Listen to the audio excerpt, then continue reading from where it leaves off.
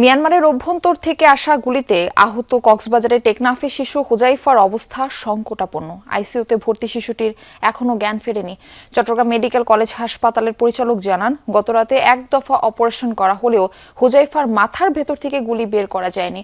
টেকনাফের হোয়াইক্যাং ইউনিয়নের বাসিন্দারা জানায়, শনিবার রাত থেকে মিয়ানমারের অভ্যন্তরে আরাকান আর্মির সাথে রোহিঙ্গাদের একাধিক সশস্ত্র গোষ্ঠীর গোলাগুলি শুরু হয়।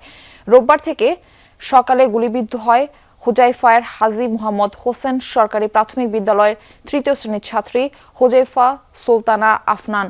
আহত হন আরও 2 জন। রোববার দুপুর থেকে সীমান্তের ওপারে গোলাগুলি থামলেও আতঙ্ক রয়েছে স্থানীয়দের মাঝে। ঘটনার প্রতিবাদে সকালে হোয়াইক্যাং ইউনিয়নে মানববন্ধন করেছেন স্থানীয়রা।